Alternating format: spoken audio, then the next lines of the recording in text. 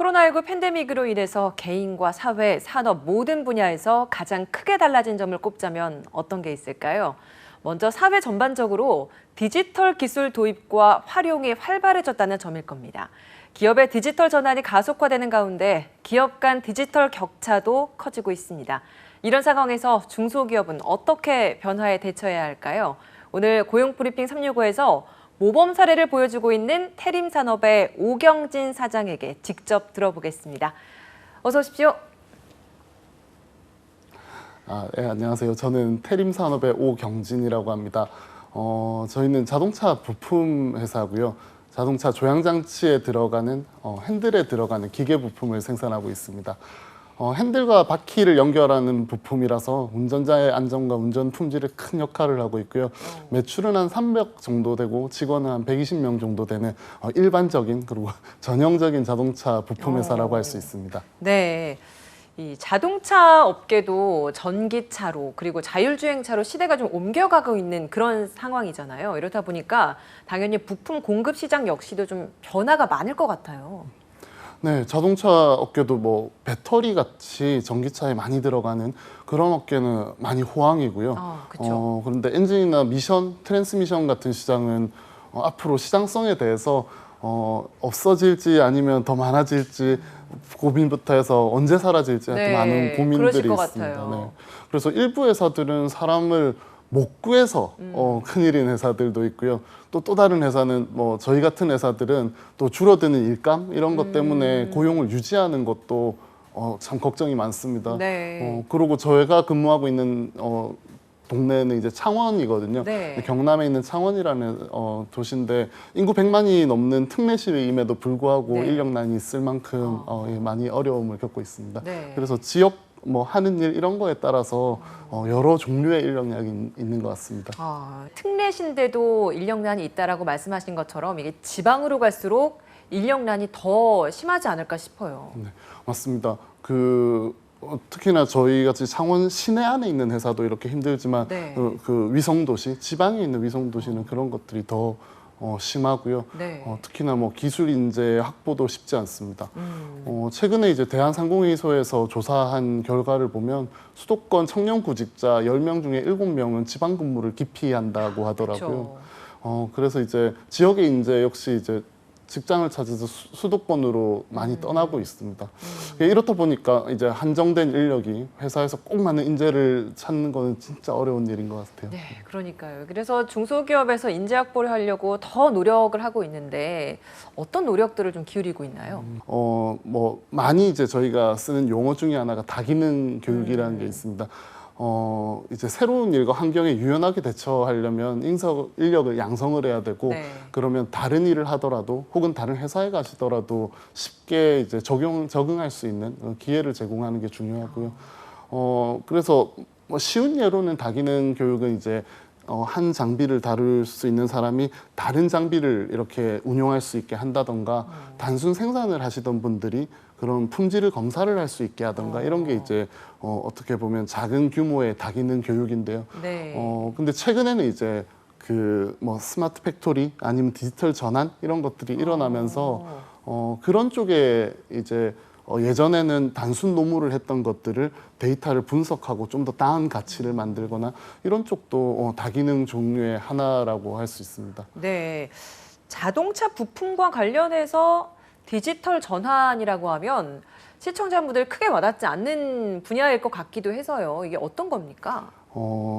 기본적으로는 결국은 경쟁력에 대한 문제인 것 같아요. 회사 안에서도 설계를 하는데 이제 디지털로 전환을 해서 좀 더 옛날보다 나은 최적화된 설계를 한다든지, 아니면 현장을 운영하는데 낭비를 좀 줄여가지고 좀 더 경쟁력 있게 제품을 생산한다든지, 많은 부분에 이제 디지털 전환들이 있고요. 근데 결국은 이제 저희가 만들고 있는 제품이 우리 경쟁 회사보다 혹은 시장에서 어떤 경쟁력을 찾게 하는지가 가장 중요한 거고요. 네. 그래서 많은 분들이 이제 자동화, 그리고 자동화를 통한 인력의 대체 이런 네. 것들이 디지털 전환이라고 그렇게 혹은 생각하기 쉽죠. 맞습니다. 예. 예. 근데 이제 그거는 스마트 혹은 디지털 전환의 하나의 결과일 뿐이고요. 그 결과 경쟁력을 위해서 의사결정의 끝은 로봇이 있을 수도 있고 사람이 있을 수도 있습니다. 네. 근데 어쨌든 이제 국제 경제에서 저희도 수출하는 회사다 보니까 저희가 다른 회사보다 좀 더 나은 경쟁력을 바탕으로 물건을 더 이렇게 판매할 수 있는, 생산하고 판매할 수 있는 그런 거를 위한 이제 전환이 디지털 전환이라고 생각하고 있습니다. 태림 산업 같은 경우에는 그 디지털 전환의 첫 시작이 어떤 거였나요? 저희도 전통적인 제조업체다 보니까 네. 아주 기본적인 활동들을 전산화하는 데서 먼저 시작했습니다. 그래서 저희는 작업일보 이런 거를 쓰거든요. 혹은 네. 이제 비가동 시간표라고 해서 장비에서 나오는 그날의 일기를 쓰는 활동들을 합니다. 근데 그거를 이제 예전에는 사람들이 다 수집을 해서 모아서 분석을 해보는 거죠. 근데 최근에 이제 디지털 기술들이 많이 발달을 하면서 예전에 손으로 쓸 수 없었던 아주 초단위의 낭비들 그리고 저희가 표현할 수 없었던 많은 것들이 데이터로 자동으로 수집이 되거든요.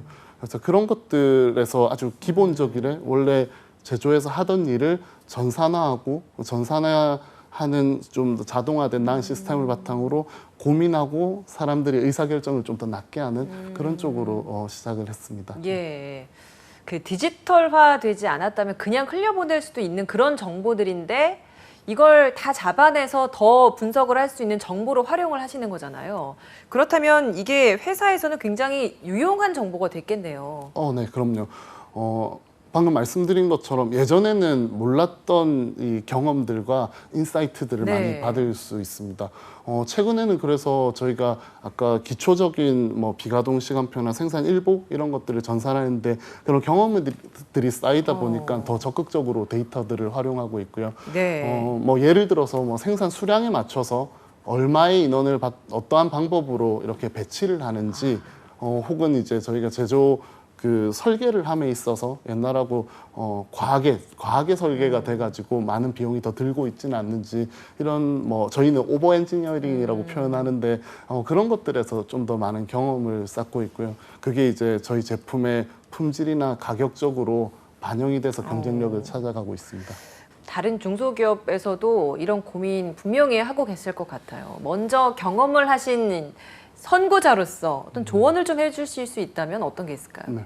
뭐 제 주변에도 아직도 많은 중소기업이 이제 디지털 전환 자체에 대한 의문도 많고요. 사실은 제 스스로도 예전에는 이제 직접 노동 혹은 이렇게 장비를 만들고 제품을 만드는 데만 에너지를 썼으면 됐는데 지금 시스템적인 다른 부가적인 에너지들을 많이 부어야 되니까 저도 이렇게 투자를 하면서 항상 고민이 많은 것 같아요. 근데 이게 해가 한 해, 두 해 지나고 생각하다 보니까 그리고 주변에 사라지는 저희 회사 그 옆에 있는 회사들을 보니까 결국 제가 준비를 하고 있지 않으면 언제 어떻게 죽어갈지도 모르고 사업을 하는 것 같습니다. 그래서 할지 안 할지는 각자의 그 사업의 환경에 따라 다른 것 같고요. 네. 대신에 고민을 시작해보지 않으면 언제 어떻게 저희가 위험에 놓일지 모르기 때문에 그 고민과 이런 것들은 아주 빨리 시작해봐야 되는 좋은 주제인 것 같습니다. 네, 자 벌써 마무리할 시간이 됐는데요. 오늘 미처 다 듣지 못한 디지털 전환 사례 이야기를 접할 수 있는 기회가 또 따로 있다면서요? 네. 그 고용노동부가 주최하고요. 한국산업인력공단 주관으로 하는 인력자원 개발 컨퍼런스가 그 강연과 엑스포가 15일부터 코엑스에서 열리고요. 비대면으로도 병행하게 돼 있습니다. 저도 강연자로 나가고 있고요. 네. 네, 디지털 대전환 사례와 저희가 이렇게 겪었던 경험들 이런 것들이 잘 공유될 수 있는 그런 행사일 것 같고요. 뭐 가장 중요하게 이제 뭐 미네르바 대학의 벤 넬슨 총장님 등 뭐 3분 정도의 기조 강연자뿐만 아니라 정말 다양한 경험을 하셨던 좋은 사례를 갖고 계셨던 분들이 발표를 진행하게 되는데요. 고용시장을 포함해서 전체적인 인적 자원 개발 정보까지 얻을 수 있으니 꼭 함께 해주셨으면 좋겠습니다. 네.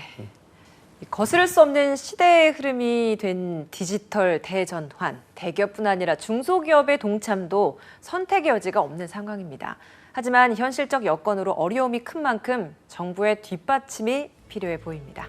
지금까지 고용브리핑 365였습니다.